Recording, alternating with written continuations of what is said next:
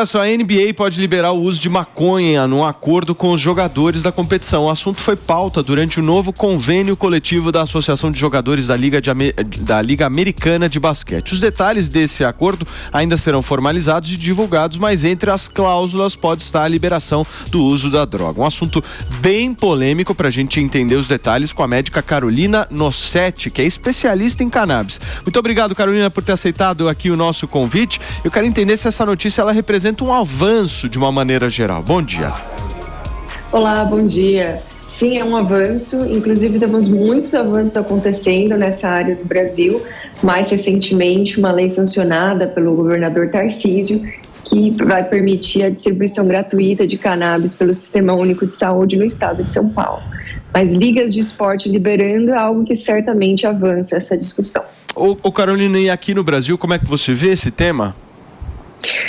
Temos um PL, numa esfera federal, PL 399 de 2015, que foi liderado pelo hoje ministro Paulo Teixeira e pelo médico Luciano Dutti. Foram meses de conversas com diferentes especialistas e agora espero o Arthur Lira colocar para votação. E aqui no estado de São Paulo já foi sancionada a lei que permite a distribuição gratuita pelo SUS. Hoje esse tema está muito mais palpável politicamente do que ele já foi no passado, né? Você acredita que quando houver a colocação em plenário e a discussão desse tema, há uma maioria na Câmara dos Deputados para aprovação disso? Sim, isso é suprapartidário no momento.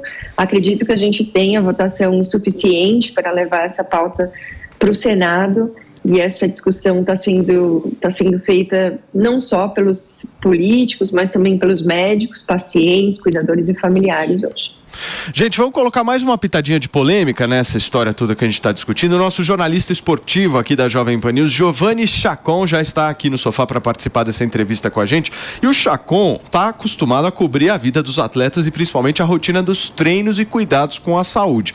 Eu quero saber de você, meu querido Chacon, o que você achou dessa ideia? Olha, não é uma coisa nova, né, na NBA, já é uma coisa que acontece bastante, né? Bom dia para todo mundo aqui que está acompanhando o Morning Show, já é uma coisa que acontece há anos.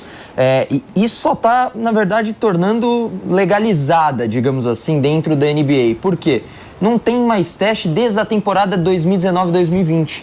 E aí, perguntado também para os jogadores, e até isso eu acho que a doutora pode entrar na conversa, né? O Kevin Durant, que é um dos grandes astros da NBA, joga lá no Phoenix Suns, ele disse que para ele é para relaxar, esvaziar a mente, porque tem uma pressão, né, psicológica, física muito grande dos jogadores de alto rendimento, esportes de alto rendimento, não só isso acontece no basquete, mas a maconha, né, ela está muito inserida na cultura do basquete estadunidense, né, americano, assim, há anos, né, isso já está bem inserido, e não é uma coisa nova, não é uma novidade, esse que é o ponto, eu acho, e talvez lá esteja mais pronto do que no resto do mundo para que aconteça. Por exemplo, não consigo ver isso no Brasil acontecendo tão cedo, né, e isso muito passa pelo que até a Antônia falou agora há pouco, né, educação. Acho que o Brasil não tem essa educação. Não que os Estados Unidos seja um exemplo magnânimo de educação, porque a geografia eles penam bastante. Mas, né? Chacon, o Brasil não tem a educação que a Antônia falou, mas a própria doutora relatou aqui essa visão política de que, a Câmara deve aprovar isso. Já vai ser um avanço significativo para que a gente possa mudar essa cultura. Não, total. E assim, eu acho que a maconha, como outras questões, e isso, claro, a gente traz para o esporte, é um tabu, mais um dos tabus que existem no Brasil. Aí você discute se há uma educação do povo para entender isso. Isso, aí entra a questão de aborto, a permissão de porte de arma e tudo isso. Ô Chacon, né? Você tem pergunta para a doutora? Fica à vontade. É exatamente isso. A ideia dos jogadores é que isso faz com que relaxe, com que até o desempenho... Até foi engraçado, porque num dos sites aí, né, Reddit, né, que os torcedores, eles fazem pesquisas, tem um dos jogadores que mostrou por números que o desempenho melhora em cidades em que o uso é legalizado, né? Doideira isso. Realmente isso pode trazer um benefício de alguma forma para os jogadores? Acho que esse que é o ponto importante, essa legalização. Ela traz um benefício, digamos assim? Eu acho que primeiro a gente pensar em redução de danos, porque esses jogadores muitas vezes estão fazendo uso de medicamentos controlados como os opioides, que têm efeitos colaterais que podem ser negativos para os atletas. Agora temos uma opção saudável, que é mais segura e certamente efetiva em algumas condições, e que é uma opção, não só na parte de dor, inflamação, mas também na ansiedade e potencialmente no humor, onde a gente não tem tanto artigo científico, mas na prática clínica, escutando os jogadores, a gente escuta, a gente observa com frequência que essa melhora assim, uma tranquilidade, uma paz, um equilíbrio maior para lidar com esses desafios e as pressões do dia a dia dos atletas. Então, não só para dor, inflamação, melhora da qualidade do sono, mas também melhora do relaxamento, que não é necessariamente médico, mas que impacta certamente de forma positiva o desempenho desses atletas. Fala, Fê. Então, na verdade, bom dia, doutor, é o Felipe Campos. Eu quero saber se você faz uso realmente dessa terapia e em qual protocolo você utiliza nos seus pacientes. Bom dia. A gente não tem um protocolo específico para atletas hoje, e a terapia canabinoide é extremamente personalizada e também não é milagre da vida. A gente tem todo um cuidado integrativo junto com os atletas para fazer essa melhora efetiva da qualidade de vida. Eles estão fazendo terapia, eles estão meditando, estão comendo alimentos não inflamatórios, certamente exercício físico eles estão fazendo. O cannabis também não é um milagre, mas a gente vê certamente respostas positivas nesses pacientes. Mano. Doutora, bom dia. A gente sabe que no âmbito do debate sobre a regulação do uso da cannabis no Brasil para fins científicos e medicinais, um aspecto que levanta polêmica e que eu gostaria de ouvir a opinião da senhora é a regulação do cultivo da planta para a produção aqui, né? Porque existem os parlamentares que defendem que os remédios devem ser legalizados, mas que o Brasil deveria apenas importar. E existe os outros que defendem que a gente faça a regulação do cultivo para fins científicos e medicinais. Então, eu queria ouvir da senhora uma opinião sobre isso. Bom dia. Sim, hoje a gente pode importar, inclusive tem um medicamento e mais de 20 produtos de cannabis que podem ser vendidos na farmácia hoje no Brasil. Esses produtos, eles podem ser beneficiados, envasados no Brasil, mas a produção não pode ser feita, e isso se perde uma grande área de atuação de negócios no Brasil, e o dinheiro está ficando lá fora ao invés de vir para cá. Mas a gente tem algumas associações do Brasil que obtiveram o direito na justiça de fazer o cultivo no Brasil, inclusive uma associação chamada Abrace, na Paraíba, que hoje tem mais de 35 mil pacientes sendo beneficiados. Então, hoje tem cultivo, apesar de não estar estruturado, ele já existe. A gente precisa regulamentar para que outras associações e também empresas de cannabis possam fazer esse cultivo nacionalmente e reduzir o custo. E a gente está buscando aqui democratização do acesso, porque é complicado o Estado ele pagar por tudo isso sozinho. Então, a gente precisa incentivar empresas e centros de pesquisa a fazer isso também.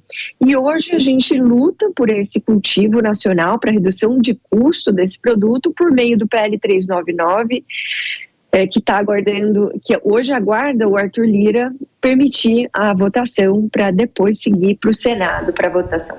Muito bem. Fontinelli, você quer falar, meu amor?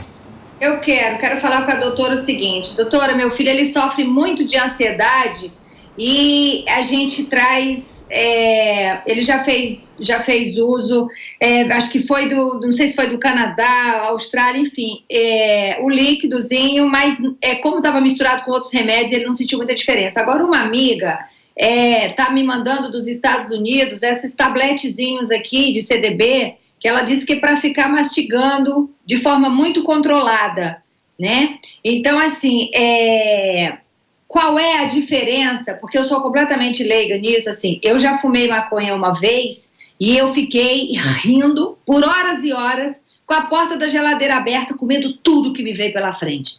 Então eu falei, eu não posso.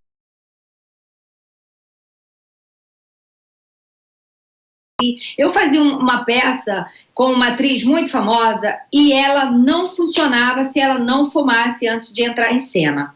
E ela ficava elétrica e ela fazia. Um dia a gente estava em Brasília e ela não tinha maconha, e ela fez a peça mal e porcamente, ela mal conseguiu chegar no final. Então, essas diferenças que eu não consigo entender, assim. Você conhece, obviamente, né, esse CDB aqui, essa coisa de ficar mastigando aos pouquinhos, e minha amiga falou, Antônia, até para você isso também é bom. Me fale um pouco disso, por favor. Bom dia, Antônia. Sim, essa planta é uma planta complexa que tem centenas de componentes. 2 principais são o canabidiol, que é o CBD, e o THC, que é o tetrahidrocannabinol. Funciona um pouco como orquídea. Tem centenas de orquídeas diferentes, maiores, menores, de cores diferentes, e a cannabis não é diferente disso. Então, tem plantas que têm quantidades maiores de CBD, e que não tem essa psicoatividade do THC que você sentiu, e tem outras que são ricas em THC, e o paciente pode dar risada, pode inclusive se sentir mais ansioso. Tem pacientes que dormem muito rápido quando usam uma quantidade maior de THC. Então, cada planta vai ter um perfil de componentes ali, podem ter efeitos muito diferentes. Tem plantas que aumentam o apetite e tem plantas hoje que diminuem o apetite.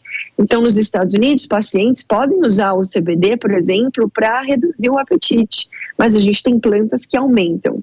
Então, para uso oral, Antônia, como você falou, a gente não só tem o óleo, mas a gente também tem essas pastilhas que podem ser usadas, e isso é encontrado no Brasil.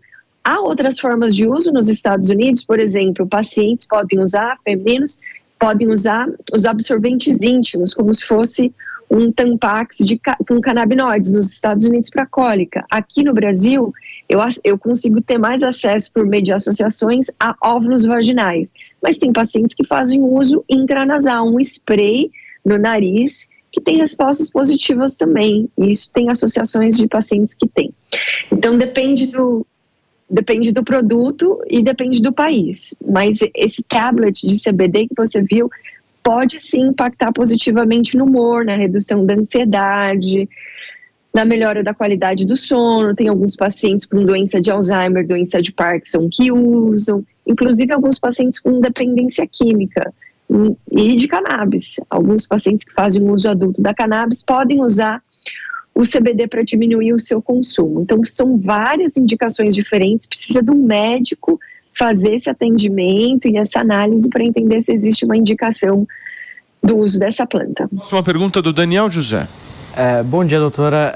Obrigado pela entrevista. Eu tenho uma dúvida, na verdade, assim, eu conheço muito pouco sobre o tema, e eu imagino que muita gente que está assistindo e ouvindo a gente, também entende muito pouco. Então, a gente falou um pouco sobre o contexto do esporte, sobre o contexto do que tem avançado no Brasil, mas eu ainda não sei dizer muito bem aonde que o canabidiol, para finalidade médica, para que tipo de tratamento ele funciona, assim, para quais são os principais grupos aí que podem ser alvo, assim, que podem se beneficiar do canabidiol para fins científicos? Ótima pergunta. É muito comum escutar as pessoas não saberem qual que são as principais indicações. Então, temos um livrinho do Conselho Federal de Medicina que lista algumas condições onde a gente tem evidências robustas, a gente tem evidências conclusivas. Um deles é na dor em pacientes adultos, náuseas e vômitos em pacientes fazendo uso de quimioterápicos e espasticidade, que é um tipo de rigidez da esclerose múltipla. A gente também tem evidências conclusivas do uso dos canabinoides em epilepsia refratária, mas na prática clínica a gente vê respostas positivas do uso dos canabinoides no tratamento adjunto do autismo, da depressão, da ansiedade, distúrbios do sono, doença de Alzheimer, doença de Parkinson, endometriose, fibromialgia, psoríase, doença de Crohn, retocolite ulcerativa. É o que eu mais vejo no meu consultório no dia a dia, mas não necessariamente a gente tem uma robustez grande de artigo científico, mas muitos desses pacientes estão fazendo uso de medicações como o Rivotril. O Rivotril, o Brasil é o país que mais consome Rivotril do planeta Terra, e a gente tem uma maior população de pacientes com ansiedade hoje, e somos o 5º em depressão. Então eu acho que é importante, considerando não só o abuso de Rivotril e Zolpidem que acontece hoje no Brasil, a gente poder fazer uma redução desse dano, mas trazer uma opção mais segura do que o que está sendo utilizado. A gente tem também uma epidemia de opioide nos Estados Unidos que está chegando aqui, então um consumo muito grande de remédios para dor, e a gente tem uma população de quase 37% que relata dor em algum momento da sua vida. Então a cannabis pode ser uma terapia tão efetiva quanto algumas dos medicamentos controlados hoje para condições como ansiedade, mas a gente também tem um potencial de reduzir aí os efeitos colaterais desses medicamentos que podem impactar negativamente a saúde dos pacientes. Gente, nós conversamos aqui no Morning Show desta quinta-feira com a médica Carolina Nossetti, que é especialista em cannabis e trouxe pra gente um pouco a repercussão dessa liberação por parte da NBA do uso de maconha entre os jogadores ali da Liga de Basquete. Muito legal, gostei bem da legal participação mesmo. da doutora. Doutora, muito obrigado, viu? Volto sempre Obrigada. aqui, as portas estão abertas para esse papo, sempre buscando a informação para aqueles que estão nos acompanhando. Obrigado, doutora. Valeu. Obrigada.